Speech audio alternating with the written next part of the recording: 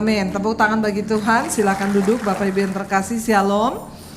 Bagaimana kabarnya hari ini? Luar biasa. Iya, hari ini saudara saya masih berbicara tentang mengucap syukur di dalam hidup kita. Seringkali ini adalah hal yang biasa, tetapi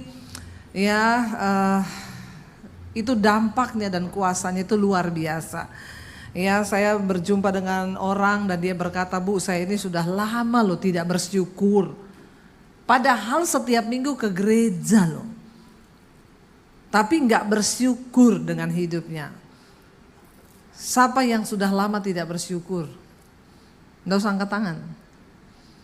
Nanti saya baptis ulang kalau angkat tangan. Rendam berapa lama? 5 menit. Biar buka mata langsung di rumah Bapa di sorga ya. Sering kali kita ini sebagai orang percaya, kita beribadah, kita pelayanan, tapi kita lupa bersyukur. Ya, karena tanpa ucapan syukur, semua yang kita lakukan itu tidak berkenan pada Tuhan. Ya, betapa pentingnya ucapan syukur, saudara. Bangsa Israel ketika mereka dibawa keluar dari perbudakan di Mesir, itu kalau mereka berjalan kaki itu kira-kira hanya 10 hari. Ya, siapa yang sudah pernah ke Israel, ya, coba jalan dari Mesir sampai ke tanah perjanjian. Itu kalau jalan kaki hanya 10 hari, seperti yang tercatat ketika saudara-saudara Yusuf itu dari tanah Kanaan mereka menuju ke Israel untuk ke Mesir ketemu dengan Yusuf itu 10 hari perjalanan, berjalan kaki. Tetapi apa yang membuat bangsa Israel harusnya akhirnya cuma 10 hari jadi 40 tahun? Ya, karena mereka tidak pernah bersyukur. Akhirnya terputar-putar setiap hari hanya bersungut.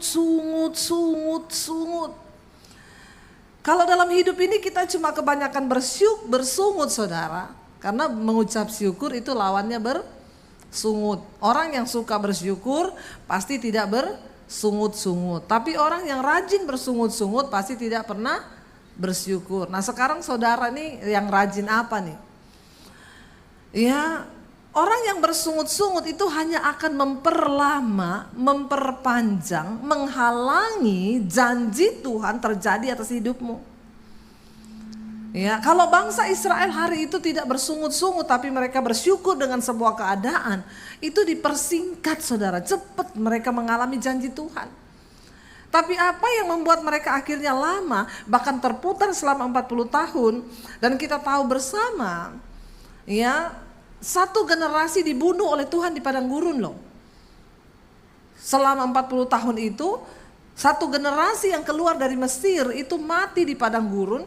Hanya orang-orang yang dilahirkan di padang gurun itu yang berumur 20 tahun ke bawah itu yang boleh masuk ke tanah perjanjian. Artinya apa? Tuhan mau menghabiskan satu generasi ini yang hidupnya itu penuh dengan sungut-sungut. Ketika mereka di jalan tidak makan daging, mereka marah-marah sama Musa. "Musa, kenapa kita ini engkau bawa ke padang gurun? Dulu di Mesir walaupun kita jadi budak, kita makan daging terus, makanan enak. Ya, mending kita pulang saja ke Mesir." Orang yang cenderung bersungut itu susah menerima keadaan yang sulit. Tapi orang yang bersyukur, tadi pagi saya sampaikan, syukur bisa membuat kutuk diubah menjadi berkat. Yang pahit itu bisa menjadi manis. Dan dengan ucapan syukur engkau itu mempercepat proses hidupmu. Dan ucapan syukur itu mempercepat janji Tuhan terjadi dalam hidup kita. Karena cepat atau lambatnya proses itu tergantung dari responmu. Ya, dibunuh sama Tuhan di padang gurun satu generasi. Hanya yang lahir di situ yang berumur 20 tahun ke bawah. Itu yang boleh masuk loh ke tanah perjanjian. Saudara, bukankah hidup kita itu diumpamakan seperti bangsa Israel? Perjalanan mereka dari perbudakan menuju ke tanah perjanjian, itulah gambaran hidup kita orang percaya. Kalau kita ini cuma sibuk bersungut, tidak menerima keadaan, banyak hal yang terjadi tidak sesuai dengan yang kita mau. Tadi pagi saya sampaikan, hidup ini bukan bicara soal apa yang kita mau, tapi apa yang Tuhan mau. Amin. Ketika kita mencoba melakukan apa yang Tuhan mau, enak atau tidak, mau atau tidak, manis atau pahit, jalani itu, maka prosesmu cepat. Ya, tapi kalau kita marah dan bersungut-sungut tidak terima, ya engkau akan lama, saudara. Bangsa Israel itu gitu, setiap kali menghadapi masalah di padang gurun, mereka bersungut, marah sama Musa. Kami mau kembali aja ke Mesir. Bagi Tuhan, membawa bangsa ini keluar dari tanah perbudakan menuju tanah perjanjian itu cepat. Bagi Tuhan bisa lebih cepat. Tapi yang menjadi sulit adalah mengeluarkan Mesir dari otak dan perilakunya bangsa Israel itu yang susah. Karena itu keputusan mereka. Makanya setiap kali ada masalah bersungut pengen balik ke Mesir. Setiap ada masalah pengen balik ke Mesir. Bapak Ibu, mari kita melakukan apa yang Tuhan mau untuk kita lakukan. Ya, bukan apa yang kita mau untuk kita lakukan. Sebab keberhasilan seorang percaya di dunia ini adalah ketika engkau mencapai apa yang Tuhan inginkan di dalam hidupmu, bukan apa yang kita inginkan di dalam hidup kita. Katakan amin. Sekalipun berat, kalau itu yang Tuhan inginkan, ya terima aja, mengucap syukur saja. Ya, karena segala sesuatu yang terjadi itu pasti mendatangkan kebaikan bagi hidup kita. Tadi pagi saya sampaikan Yusuf, kenapa dia bisa mengampuni keluarganya. Waktu mereka tahu Yusuf sudah jadi Perdana Menteri di Mesir, mereka takut, mereka berpikir kita pasti dibunuh sama Yusuf karena kita sudah membuang dia. Tapi Yusuf adalah seorang yang mengerti rencana Tuhan. Dia tahu kehendak Tuhan, dia bersyukur dengan segala yang terjadi. Makanya ketika dia bertemu dengan saudara-saudaranya yang membuang dia tidak marah, dia peluk mereka dan dia berkata, aku bersyukur. Karena engkau membuang aku, engkau sudah dipakai Tuhan untuk membuang aku. Karena itu hari ini aku menjadi seperti aku ada dan rencana Tuhan digenapi dalam hidupku. Itu berkat kamu sudah buang aku. Orang yang bersyukur akan selalu melihat rencana Tuhan yang besar di balik setiap proses yang dia alami. Tapi orang yang tidak bersyukur, semuanya menjadi pahit. Semua menjadi pahit. Bahkan berkat sudah di depan mata, tapi dia nggak bisa mensyukuri itu. Bahkan kebaikan pun akan menjadi keburukan. Yang manis pun akan menjadi pahit bagi orang yang bersungut-sungut. Tapi bagi orang yang mengucap syukur, yang pahit itu bisa menjadi manis. Kutuk bisa menjadi berkat. Amin, saudara. Ya, kalau kita lihat, saudara, mari kita buka bersama ya satu ayat firman Tuhan. Saya pengen kita baca sama-sama. Mari kita buka bersama di dalam Filipi pasal 2 ayat yang ke-14 sampai ayat yang ke-16.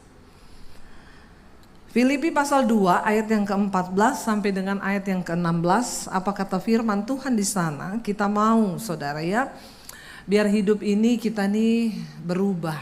Jangan cuma dengar firman ya dari kecil jadi Kristen tapi gak pernah berubah karena gak mau jadi pelaku firman. Kita baca bersama Filipi 2 ayat 14, berkata di sana 1, 2, 3. Lakukanlah segala sesuatu dengan tidak bersungut-sungut dan berbantah-bantahan. Ayat 15. Supaya kamu tiada beraib dan tiada bernoda sebagai anak-anak Allah yang tidak bercela di tengah-tengah angkatan yang bengkok hatinya dan yang sesat ini. Sehingga kamu bercahaya di antara mereka seperti bintang-bintang di dunia. Ayat 16. Sambil berpegang pada firman kehidupan, agar aku dapat bermegah pada hari Kristus, bahwa aku tidak percuma berlomba dan tidak percuma bersusah-susah. Rasul Paulus mengatakan kepada jemaat yang ada di Filipi, ya, dia bilang, lakukanlah segala sesuatu dengan tidak bersungut-sungut dan berbantah-bantah. Orang yang tidak bersyukur itu pasti banyak bersungut dan banyak berbantah. Ya, bahkan dia berbantah dengan Tuhan loh. Hati-hati. Kalau kita tidak bersyukur maka kita pasti akan bersungut. Ya, kita berdoa Bapak Ibu supaya hari-hari ini jangan itu suka berbantah-bantah. Kenapa kita bisa ribut suami istri? Karena tidak pernah bersyukur. Ya, kenapa kita tidak mengalami mujizat Tuhan? Karena nggak bersyukur. Saya saudara waktu itu, ya saya dengan suami kita waktu itu lagi bangun studio di tengah-tengah masa pandemi. Lalu saya bilang sama suami, ya sudah cari pemborong. Akhirnya dia dapat temennya dia. Dan akhirnya ya kita membangun saudara. Di tengah perjalanan singkat cerita pokoknya uang saya itu sekitar 300 juta. Itu dibawa sama pemborongnya. Kira-kira ya kalau kita mengalami begitu. Yang pertama itu bersyukur atau bersungut. Jujur, gak usah sok rohani. Kita diperlakukan begitu, kita bersyukur atau bersungut? Ya, bersungut ya. Saya pun juga begitu. Ya, pendeta juga manusia. Saya salahin suami. Makanya kamu tuh kenapa pilih orang gak ini gini. Saya WA orangnya. Balikin uang saya 300 juta. Mana nota-nota semua pembelian? Jawabannya nota hilang semua. Tidak ada satu nota pun, hilang semua. Itu nota rapture. Saya marah saudara. Balikin ya, pokoknya saya nggak mau tahu ya. Ya uang saya gini sambil saya bilang sama suami. Ya udah kalau kita begini ya udah kita selesaikan secara hukum aja. Kita punya banyak lah teman-teman polisi biar dia kapok. Kira-kira kalau kita bersungut, kita marah, kita berbantah-bantah itu yang ada damai sejahtera atau apa saudara? Sementara Alkitab berkata, Roma 14 ayat 17, hal kerajaan sorga itu bukan soal makanan, minuman, bukan soal harta, kekayaan, tapi soal kebenaran, damai sejahtera dan sukacita. Nah kalau orang berbantah-bantah, bersungut-sungut itu ada damai sejahtera enggak? Enggak ada. Kebenaran apalagi sukacita? No, berarti kerajaan sorga itu kebenaran, damai sejahtera, sukacita. Lawannya kerajaan sorga itu kerajaan setan, neraka. Itu artinya apa? Dosa, marah-marah, sungut-sungut, berantem itu. Jadi nggak usah bingung kalau saudara mau mengukur aku ini kira-kira berkenan sama Tuhan nggak ya? Kalau dalam hidupmu tiap hari yang banyak itu berantem, bersungut-sungut, Anda sudah dipastikan berada dalam kerajaan setan. Bilang amin dong. Kok nggak ada amin? Ya, ini kan saya cuma puter aja. Kerajaan Allah itu kebenaran, damai sejahtera, sukacita. Kita mau ukur nih, kita nih berada dalam kerajaan Allah atau kerajaan setan?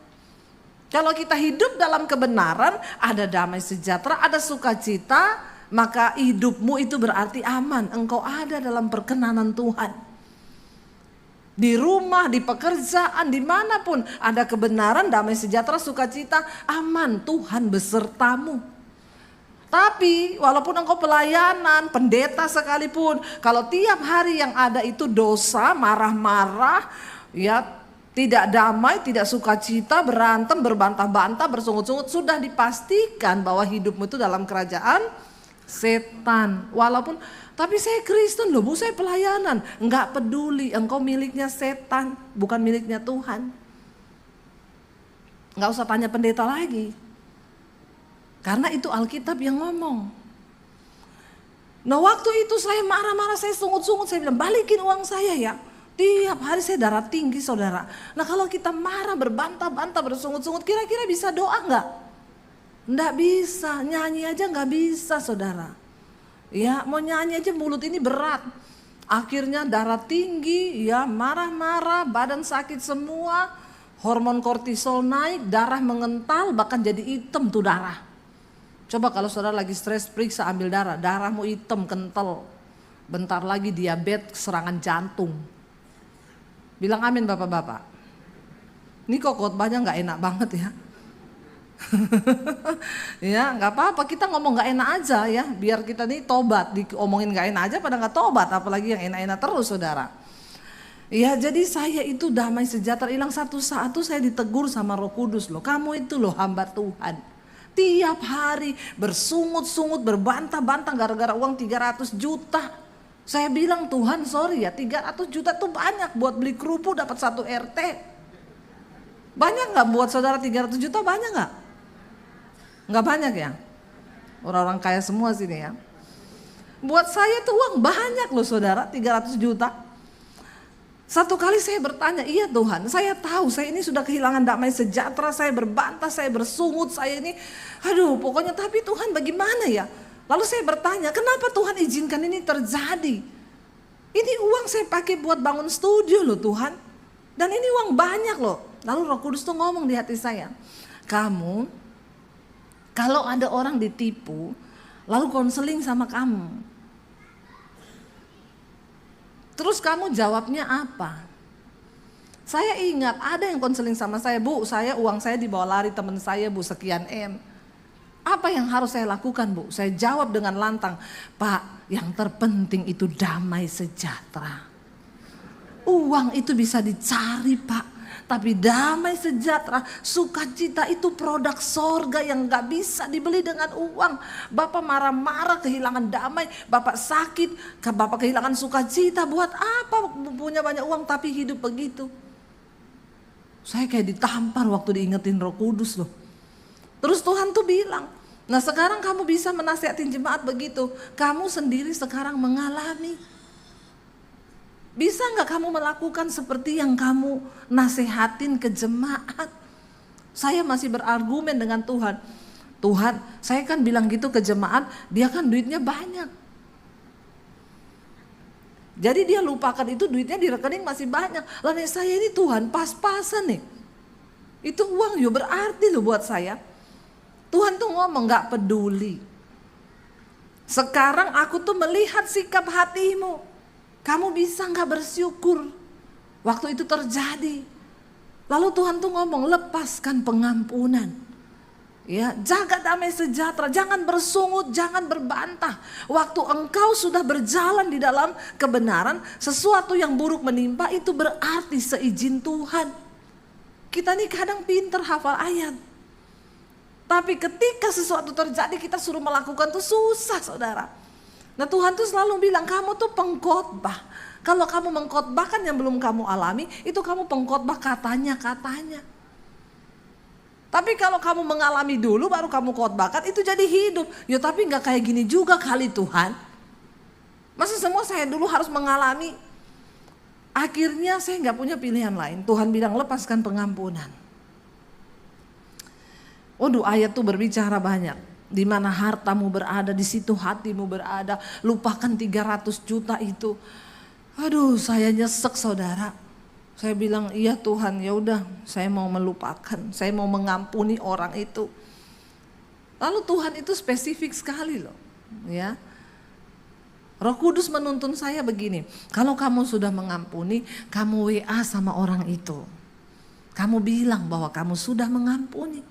Saya bilang enggak usah lah, yang penting kan saya sama Tuhan sudah beres. Ngapain saya WA dia, kesenangan.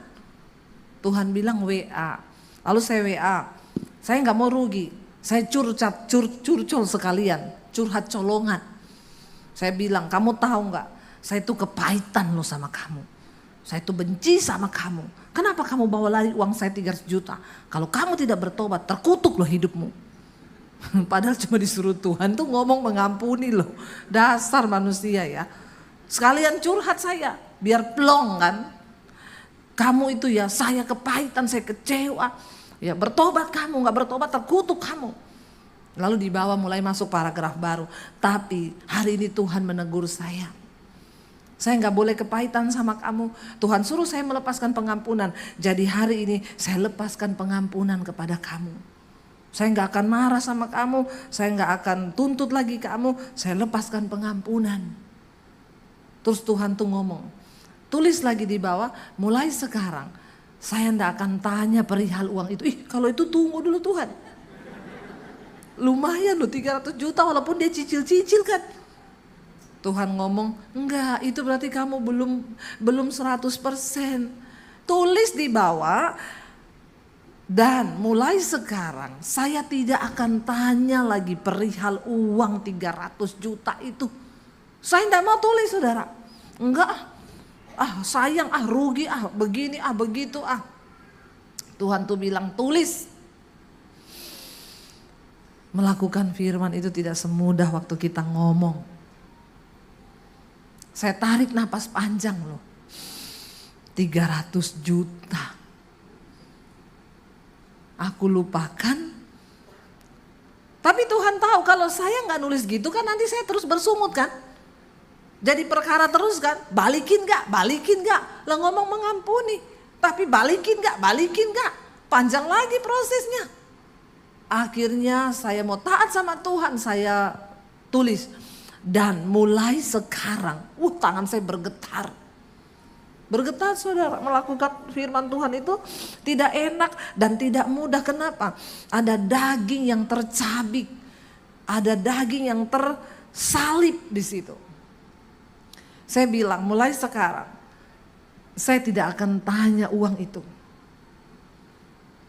Terserah.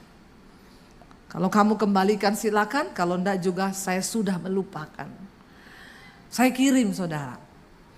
Besok iblis bilang, tanya mana uangnya. Memang setan itu ya, setan. Saya bilang enggak, kan saya sudah tulis begitu. Saya kirim aja. Sehari-harinya saya mencoba berdamai dengan hati dan diri saya. Setidaknya sama dia sudah putus hubungan nih. Karena sudah saya akhiri lewat WA itu. Saya harus komitmen dengan omongan saya. Dengan dia sudah tidak ada hubungan. Sudah putus, gak lagi saya tagih, gak lagi saya marahin. Tinggal dengan diri saya sendiri nih. Saya harus beres di hadapan Tuhan. Setiap hari saya berdoa, Tuhan aku mau taat sama Engkau. Dan aku percaya kalau aku mau taat Tuhan pasti buka jalan. Waktu itu saya nih lagi inden mobil saudara, harganya 300 lebih. Ya kita sudah DP 10 juta, masih nunggu mobilnya. Tiba-tiba seminggu kemudian setelah saya lepaskan pengampunan, saya bersyukur buat semua yang terjadi.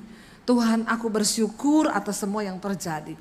Tiba-tiba ada orang WA saya, Ibu Debbie, Shalom, maaf ya Bu, Ibu jangan tersinggung. Kenapa? Saya disuruh Tuhan belikan Ibu mobil. Kok nggak wow ya? Dan itu saya nggak cerita kemana-mana, saya ditipu tuh saya belum cerita, nggak ada yang tahu. Itu minta maaf loh, Bu Debbie maaf. Biasanya orang kalau maaf gitu mau pinjam duit, ya toh? Atau meminta didoakan. Itu enggak, Ibu maaf ya Bu, kenapa? Saya disuruh Tuhan, Ibu jangan tersinggung. Saya disuruh Tuhan beliin Ibu mobil. Itu padahal kan saya harus masih bayar 300 juta. Saat itu lunas, bahkan mobilnya lebih mahal dari yang kami harapkan. Itu Tuhan, ini bukan dongeng, ini terjadi. Saudara percaya atau tidak terserah. Emang gue pikirin, ada juga gue singkirin.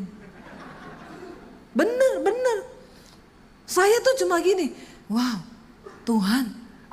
Tuhan tuh loh, jangan main-main. Berarti kan uang saya 300 juta itu saya udah gak harus keluar kan. Sudah diganti kan, yang hilang itu kan.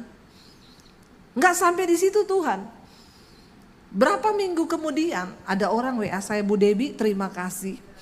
Saya dijamah Tuhan lewat khotbah Ibu. Saya ini orang Katolik Bu. Saya dengar khotbahnya Ibu, saya dijamah Tuhan, saya menangis di kamar saya Bu. Ya, saya tinggalkan dosa, saya dipulihkan Tuhan. Dan Ibu, Tuhan suruh saya telepon Ibu ini. Ibu harus tetap syuting dan harus tetap membagikan firman di YouTube. Karena banyak orang yang diberkati, saya pun mengalami itu. Jadi Bu, studio Ibu harus bagus. Saya mau menabur buat studio Ibu, apa yang lagi Ibu butuhkan? Saya jawab, oh iya memang saya sekarang lagi bangun studio. Saya sudah beli tanah, tinggal dibangun dan semua sudah berjalan. Bu, please berapa habisnya pembangunan studio itu? Saya bilang nggak usah karena kita ini bayarnya juga nyicil, tidak langsung ke tukang. Saya sesuai pengerjaan berapa yang habis itu yang saya bayar. Dia ngotot, Bu please ya fotoin proposalnya Ibu yang ke tukang. Dalam hati saya ngomong gini, tak fotoin bener, klenger kau. Itu habisnya 850 juta. Emang lu mau kasih 850 juta? Ini keadaan pandemi. Nggak mungkin. Dia sampai WA berkali-kali saya nggak balas. Akhirnya sampai 3 hari dia telepon, Bu please ya. Tuhan suruh saya nggak tahu orang ini siapa. Tuhan suruh saya loh Bu. Kirim Bu foto yang ibu kasih ke tukang, proposal dari tukang itu habisnya berapa. Ya udah saya bilang ke suami, biarin aja, saya kirim aja. Biar dia kaget, dia pikir 100-200 juta nih. Saya kirim 850 juta, bisa minta nomor rekening Bu, dia transfer 1M. Wow. Saudara lihat cara kerja Tuhan. Kalau saya bersungut terus dan menuntut orang itu balikin uang saya yang 300 juta. Saya yakin saya tidak akan melihat mujizat itu. Ketaatan. Kenapa bangsa Israel Tuhan terus berbicara taat. Taat, dengar perintah Tuhan. Jangan bersungut, jangan saling menyalahkan, tidak usah berbantah, dengar perintah Tuhan. Saudara tahu 40 tahun bangsa Israel berputar di padang gurun itu bukan 40 tahun setelah mereka keluar terus 40 tahun terputar-putar, enggak. Ya, mereka berjalan sudah mendekati tanah Kanaan, besok itu sudah mau masuk, Lalu Musa mengirim 12 orang pengintai. 10 orang membawa kabar busuk, kata firman Tuhan. Yosua dan Kaleb membawa kabar baik. Yang 12 bersungut-sungut. Memang negeri itu bagus. Anggurnya 1 tandan dipikul 2 orang. Gede-gede, delimanya besar. Tapi jangan mimpi, mati kita masuk ke sana. Kita ini cuma seperti belalang di mata mereka. Ini Musa ngapain sih dia bawa-bawa kita ke sini? Dan hari itu juga bangsa itu yang 10 orang mempengaruhi yang lain dan berkata, kita turunkan Musa, kita angkat pemimpin baru dan kita balik lagi ke Mesir. Karena percuma kita masuk ke sana, mati kita semua. Mereka berbantah mau melempari Musa dengan batu. Mau melempari Yosua dan Kaleb dengan batu. Tapi tiba-tiba kemuliaan Tuhan turun. Dan bangsa itu gemetar. Dan hari itu akhirnya mereka diam dari sungut-sungut. Tinggal 1 hari besok mau masuk ke tanah perjanjian. Mereka bersungut, mereka berbantah, mereka marah. Tuhan ngomong, mulai hari ini kamu akan berputar selama 40 tahun di padang gurun. Jadi itu loh peristiwa mereka berputar itu setelah tinggal sehari mau masuk. Tinggal sehari, bukan keluar tuh langsung 40 tahun putar-putar, enggak. Dan Tuhan berkata generasi pertama semua harus mati di padang gurun. Hanya yang lahir 20 tahun ke bawah itu yang akan masuk. Jadi mereka 40 tahun itu masih jauh. Mereka berjalan 20 tahun kemudian di padang gurun baru melahirkan anak.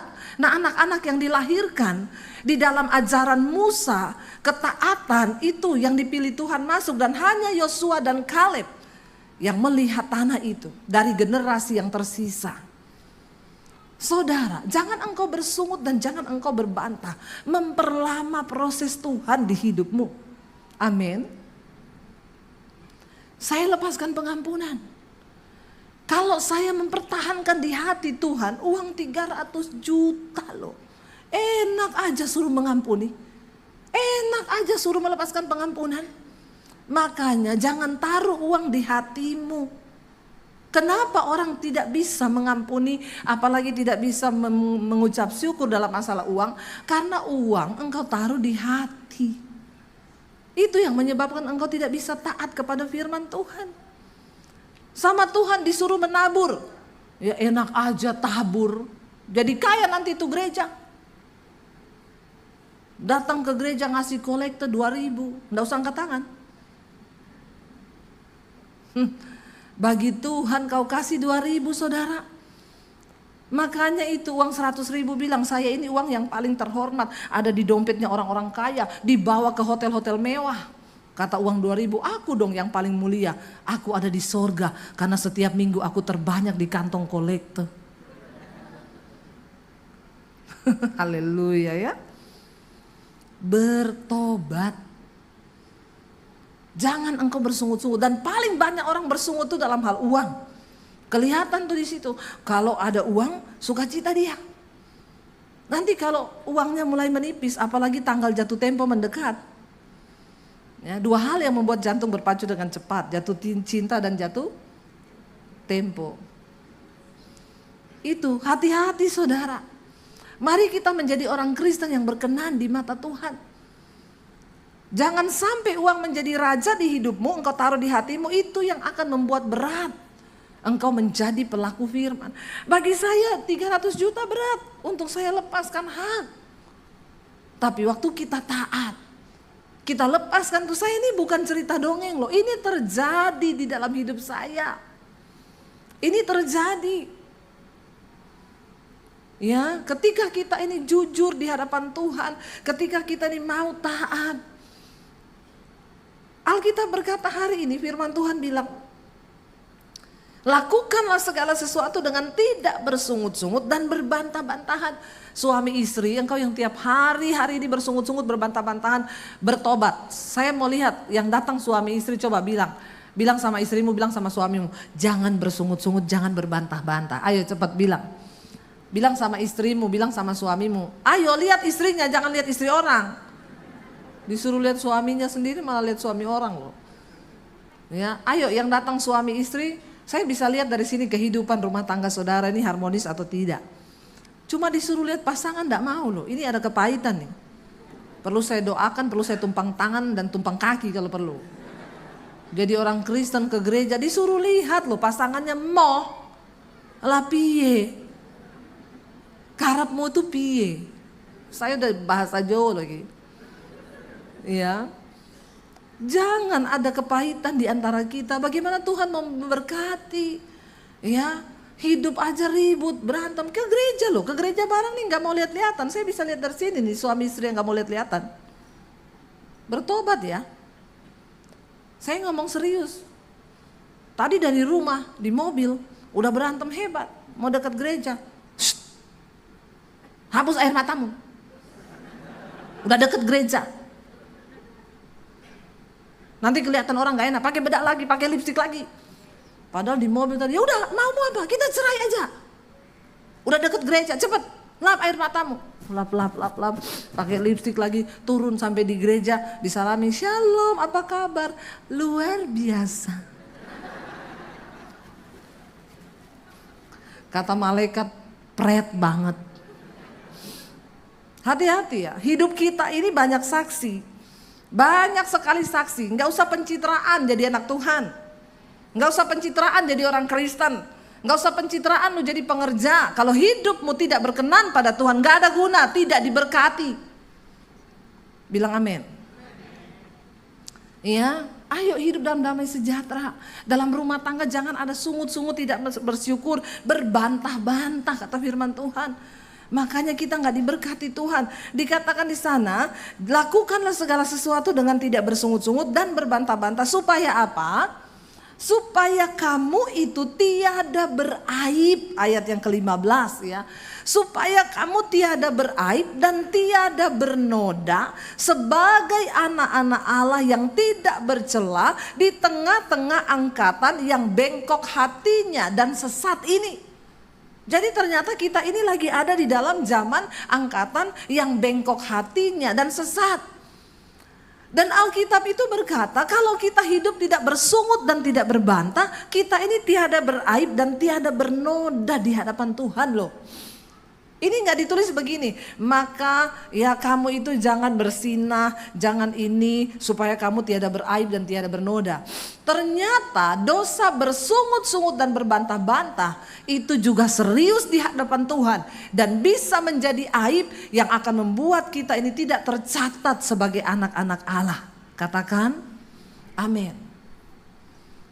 Alkitab berkata, di mana orang hidup rukun bersama, maka kesanalah berkat Tuhan itu akan diperintahkan.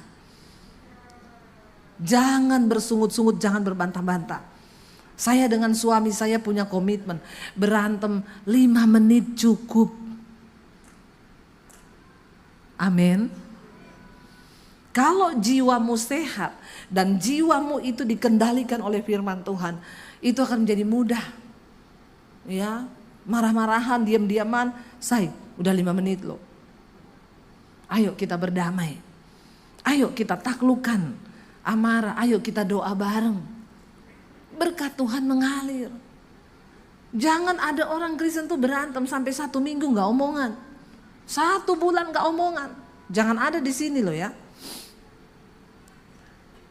Bagaimana berkat Tuhan bisa dicurahkan dalam hidupmu kalau kita tuh hidup seperti itu? Ya. Dikatakan supaya kita tiada beraib dan tiada bernoda sebagai anak-anak Allah yang tidak bercelah.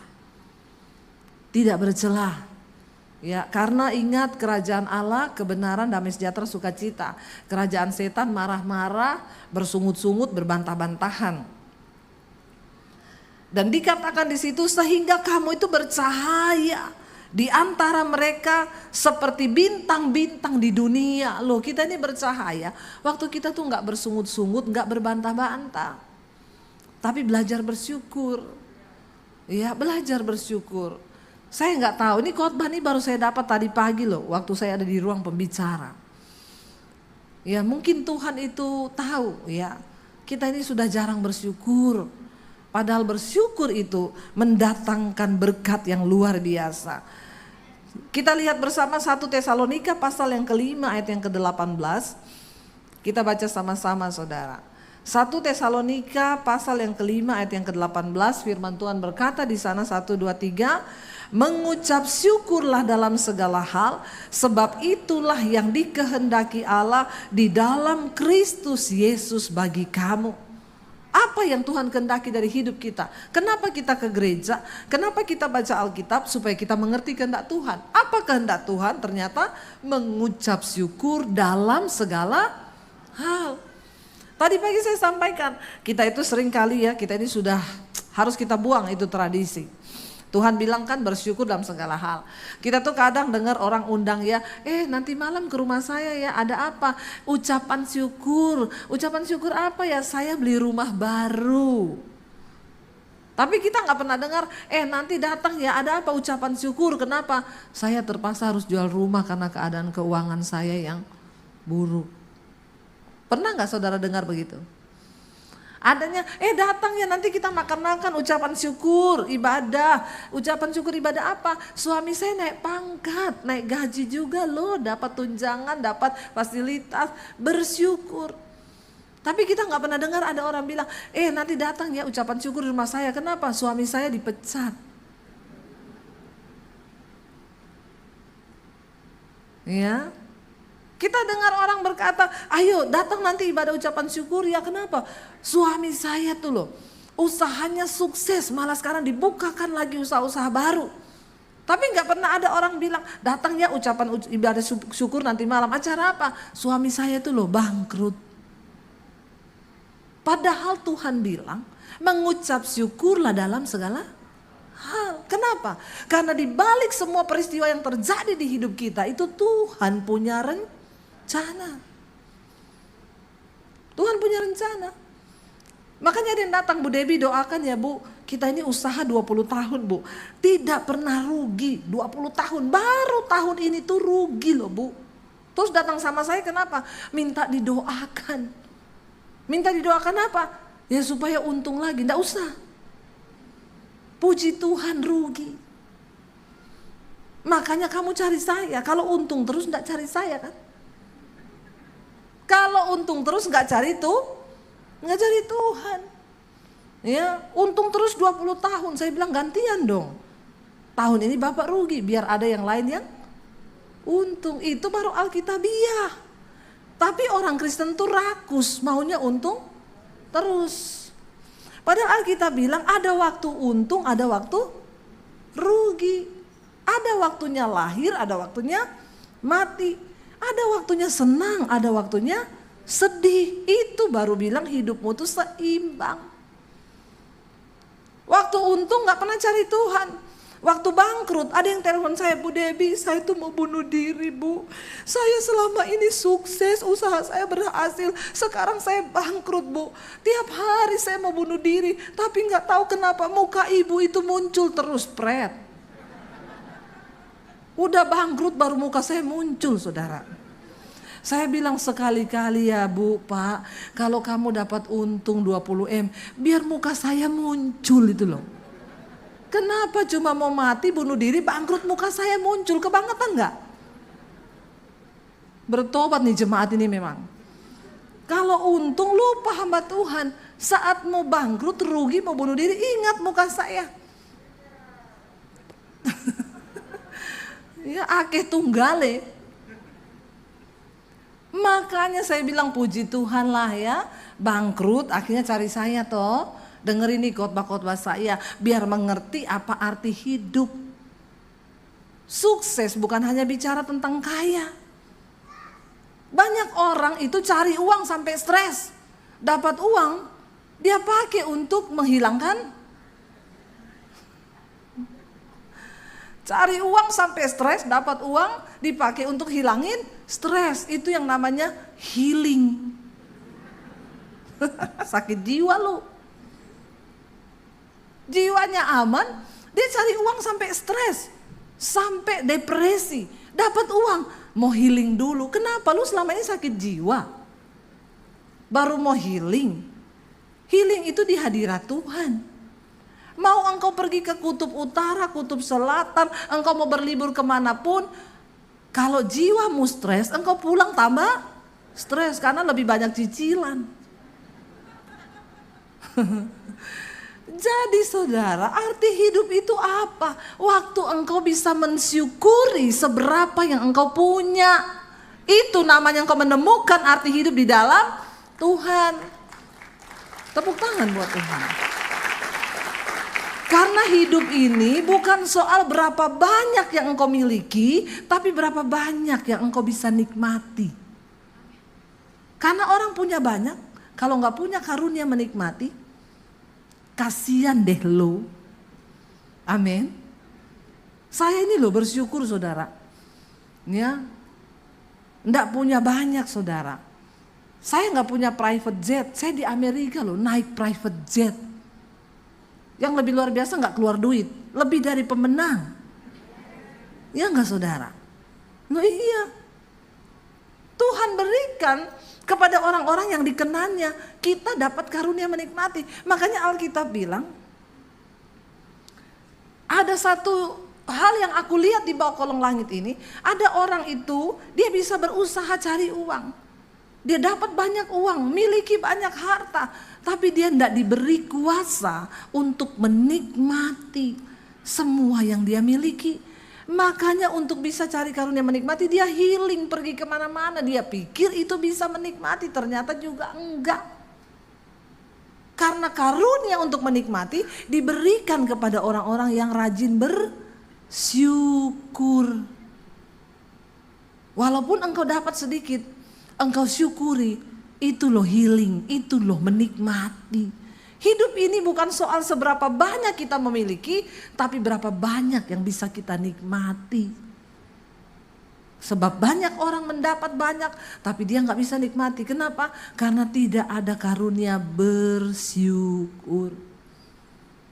Waktu muda stres, nggak punya uang, cari uang. Cari uangnya sampai stres karena dia pikir uang bisa membuat dia bahagia. Udah tua dia dapat uang, tapi tetap nggak bisa menikmati. Ya ada yang bilang, sate kambing di sana enak loh. Aku nggak bisa makan kambing, kenapa? Darah tinggi. Kasihan kan, dulu miskin nggak bisa beli sate kambing. Sekarang udah kaya, nggak bisa makan sate kambing, kenapa? Darah tinggi. Apa sih arti hidup ini? Ya, saya bersyukur sekarang. Saya kalau lagi drop cari duren, cari sate kambing, itu obat saya. Saudara, arti hidupmu itu apa? Bukan soal berapa yang kau miliki, tapi berapa yang kau nikmati. Makanya mengucap syukurlah dalam segala hal. Bukan cuma yang baik, yang tidak baik pun ketika engkau syukuri. Kayak saya tadi, Daripada saya terus berbantah-bantah, mana uang saya, balikin 300 juta, balikin. Saya tidak akan pernah melihat mujizat yang besar di balik itu kalau saya tidak melepaskan pengampunan dan belajar bersyukur untuk semua yang terjadi. Karena itu Bapak Ibu, ya saya berdoa supaya kita semua menjadi orang-orang yang bersyukur. Saya nggak tahu kenapa Tuhan taruh ini di jemaat ini pada hari ini. Ya, jangan hanya engkau rajin ke gereja, jangan hanya engkau rajin apapun yang kelihatannya sebagai rohani, tapi rajin-rajinlah bersyukur, karena itu yang dikehendaki Bapa dalam hidup kita. Saya undang para imam musik maju ke depan, mari biar hari ini kita mau bilang, Tuhan, kami mau melakukan apa yang berkenan di hati Tuhan. Kami mau Tuhan untuk mendapatkan perkenanan Tuhan itu lewat apa? Lewat ucapan syukur kami. Sekalipun hari ini engkau sedang ada dalam keadaan yang tidak baik. Mungkin usahamu lagi tidak baik.